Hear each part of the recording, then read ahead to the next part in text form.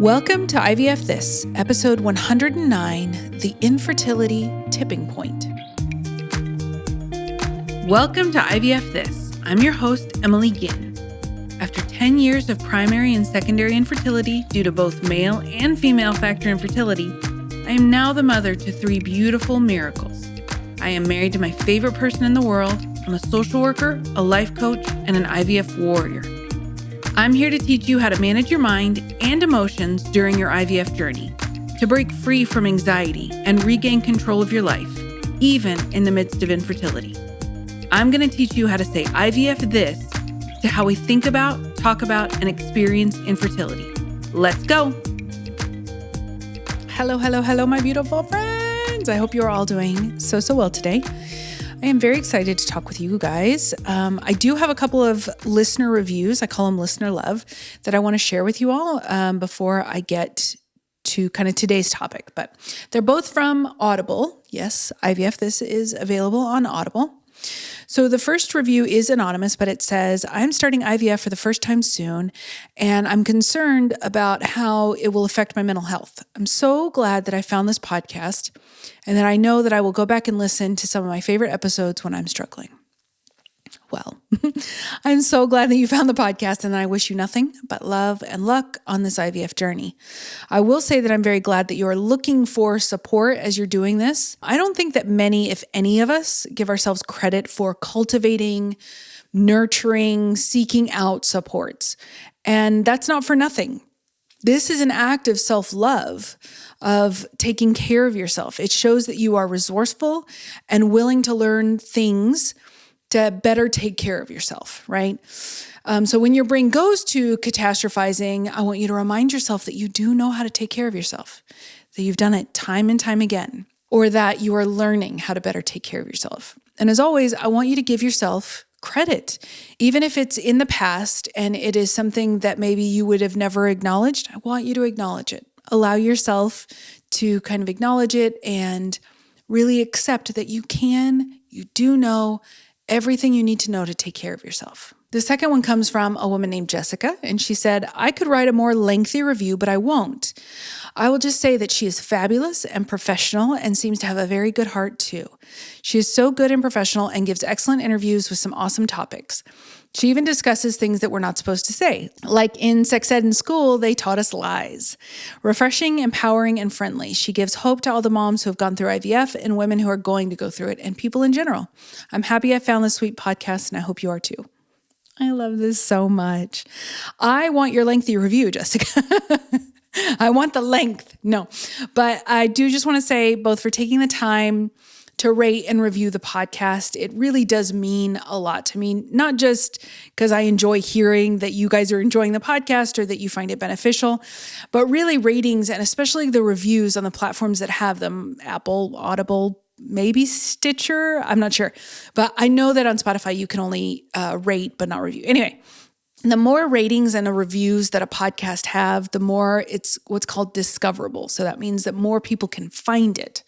So please share the podcast. If the platform has a rating or review system, please share your thoughts there.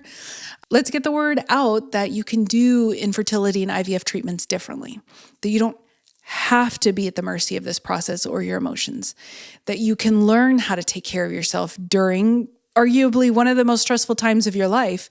And if you can learn how to take care of yourself now, man, that ripple effect will last your entire life. It's amazing. All right, let's get to the topic at hand, which is the infertility tipping point.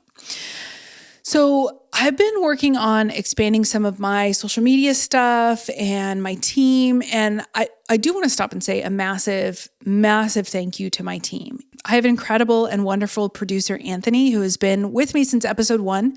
He's the reason that this podcast sounds as polished and professional as it does, as Jessica noted. He's responsible for all of that. I am basically a chaos goblin that puts relatively coherent, cogent words together, and then he makes them sound super professional and polished. I also have Ella, who, bar none, is one of the most lovely individuals I have ever had the pleasure of working with. She takes all of the stuff that I write and she crafts the social media posts out of them. Again, she has to take the work of this chaos goblin and make it beautiful and polished and everything. And I'm just very lucky to have them. Anyway, back on the topic. As I've been kind of building out my social media stuff and we're expanding on that stuff, I've been watching more infertility and IVF related social media posts and channels and stuff like that. So I've been thinking more and more about the difference in the mindset for people who choose to work with me and those who choose not to work with me. And not from a place of judgment, never, but from a place of curiosity. Like whether you choose to work with me or any mental health professional during this time, that's irrelevant. I think what's important is to understand the mindset of someone who decides that they want a different experience on this journey. So a couple of caveats before I get started. I do not want to minimize the privilege and the access that one needs in order to have access to the opportunity to work with a coach or a therapist, right? That's not accessible to everyone, whether logistically, financially, anything like that. In addition, I realize that coaching is not paid for by insurance. So it's an additional expense on top of whatever expense you might be incurring from fertility treatments. So when I talk about the mindset of people who actively pursue coaching or therapy, mindfulness, thought work, whatever it is, I'm not speaking about those with the financial means to pay for it. I'm talking about the person who is working a second job at Starbucks to help pay for IVF coverage. She listens to the podcast and actively journals a couple of minutes a day.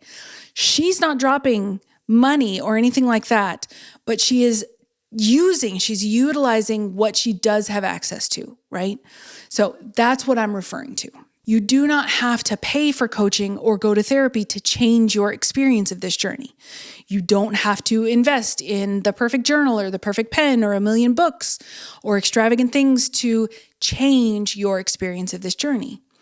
But those that do have hit the infertility tipping point. A tipping point is a small series of events or incidents that becomes significant enough to cause larger, more permanent change or important change. The tipping point is when you've decided you have to do something or that you're going to do something about what you have, what you're experiencing, what's going on. It's deciding to take action, even if you don't know exactly what action to take. And even if the actions you take are going to have the outcome you want, right? The tipping point is when we decide we aren't going to settle or sit on the sidelines and watch our lives go by, even while we're going through fertility treatments. Even when it feels like we've ostensibly given control over to IVF and the entire process. So what I mean by the infertility tipping point is that some of the IVFers will notice themselves feeling sad, lonely, helpless, heartless, or disheartened when they think about how their lives look right now. Super common. Those that reach the tipping point see what's happening and decide they are ready or uncomfortable enough to make a change. For people who never reach the tipping point, I believe that they are still uncomfortable, clearly, still grieving, still struggling, but they've almost resigned themselves to that discomfort. And for them, it's just how it is, which breaks my heart for them. I hold them so tenderly in my heart. I see women posting in IVF groups or on Instagram, and they're like, I'm just biding my time. I just want to be happy, with the insinuation or the implication being that only a baby will make them happy, right? I even saw one woman post a question, how could I ever expect to be happy without a baby? And again, that just breaks my heart even more because one, it's a lot of pressure to put on a tiny baby, right? Your forever happiness is a lot of pressure to put on a tiny person who isn't even in the world yet. And number two, that means, and let's say that when you do get the baby and when you do inevitably experience sadness, unhappiness, or something like that, because it's a feeling and people experience these feelings all the time, it's natural and normal to experience them, you're probably going to villainize yourself by saying, I finally have the thing that I thought would make me happy and I'm still not happy, so what the hell's wrong with me? This is 100% me, okay? So the people that reach the tipping point decide that they are committed to the process and committed to themselves. The ones that never reach the tipping point have kind of convinced themselves that they have just been dealt this crap hand of cards and are just trying to muddle or white knuckle through. So I'm speaking to you. if you think you're at the tipping point, if you're nearing the tipping point, if you're flirting with the tipping point, if you are at the tipping point and not sure what the hell to do with it, I want to invite you to embrace the 1%. One of my coaching mentors, Cara Lowenthal, she calls it the infinite 1%. The most beautiful, meaningful, sustained changes that you can make in your life are made in 1% increments. Our brain does not want to believe this, not even a little bit. 1% doesn't feel like we're doing enough. If you remember a few months back, right as we were hitting around 100 episode, that benchmark, I did several episodes around perfectionism. Perfectionism wants you to believe that in order to make changes, that you're changing everything, broad sweeping changes. That in order for, let's say, working out to count, it has to be an hour of exercise 5 to 6 days per week at a high intensity. And that if you're concerned about egg quality, then you have to throw out all of your plasticware, all of your fragrances and candles, and spend $450,000 a month on supplements. That is the lie that we have been sold, and it is the story that our brains desperately cling to.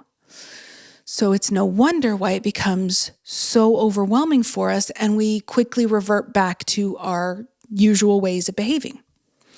Your brain wants to tell you that you have to be a 100% in it to make changes stick. 1% seems too tiny, seemingly insignificant. But think about this. The difference between doing something and doing nothing is the biggest difference that there is. From 0 to 1 is exponential growth. Going from 0 to 1 is more than most people will do.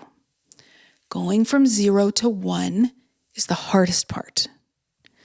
Once you go from 0 to 1, it's just rinse and repeat. In the words of Cara Lowenthal, rinse and repeat.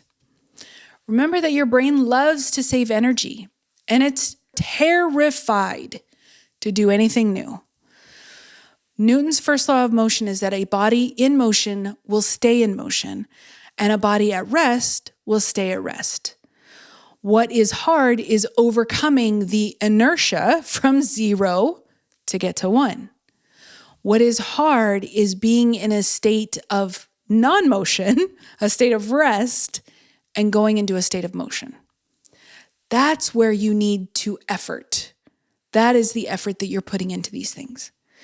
When you want to take a new action, you have to get over the inertia of not being in motion to get in motion. But after you've done it once and you know how, in the words of Cara Lowenthal, you just rinse and repeat. When you want to stop taking a certain action you have, like you have a habit you're trying to break, the inertia is actually just getting to the point where you can repeat it. Just keep taking the same action and keep doing the same thing. And the effort is that you have to get over the inertia of just repeating the habit the same way you always do to change it or to be at rest, to get over being at rest, right? But after you have allowed the urge to not do something or to do the opposite of what you're wanting, you just rinse and repeat. The big difference in the world isn't between people who have done a little versus people who have done a lot. It's between people who do nothing and people who do something. And this is the tragedy of perfectionism, because perfectionism keeps us thinking that doing a little is pointless. But doing a little is everything. If you spend 5 minutes a day doing thought work, after a year, you will have spent 30 whole hours of working on your brain. 30 hours doesn't seem like a big number, but when you think about 30 hours, that's almost a week of a work, right? That you have done nothing else but work on your mind. If you don't spend those 5 minutes because it's too little and it doesn't count, a year later, you will have the exact same results that you do now. You will have gotten nowhere. A body at rest stays at rest. And a mind in chaos stays in chaos. Unless you use your energy to overcome that inertia, that first 1%. The exponential difference is not between you who are spending 5 minutes a day on thought work and someone who's spending an hour a day on thought work, which I don't know many people who do that, but you are actually closer to the person that does an hour's worth of thought work every day. The exponential difference is between both of you and someone who is not doing any thought work at all. When you are despairing about what you can do is not enough, you know that you aren't doing anything, right? You're not actually doing it. You're just sitting around thinking about how it's not enough, whatever you're doing, right? But if you believe the biggest difference in life was between those who do nothing and those who do little, then you'd have no excuse to not try, because you would understand the 1%, the brilliance of the 1%.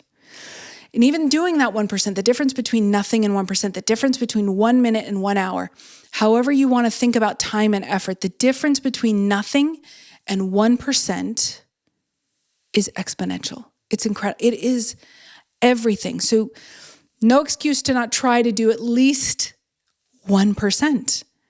And that will change everything for you.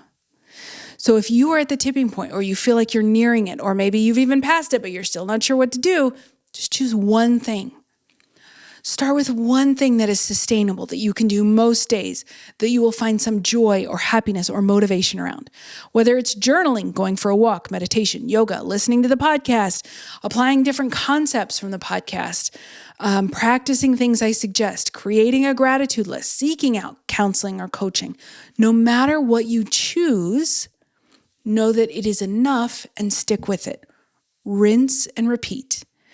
Remind yourself that 1% is huge, and it is sustainable and is perfect for you right now as you're learning to take care of yourself. Okay, that is what I have for you, my beautiful friends. Have a wonderful week, and I will talk to you soon. Bye-bye.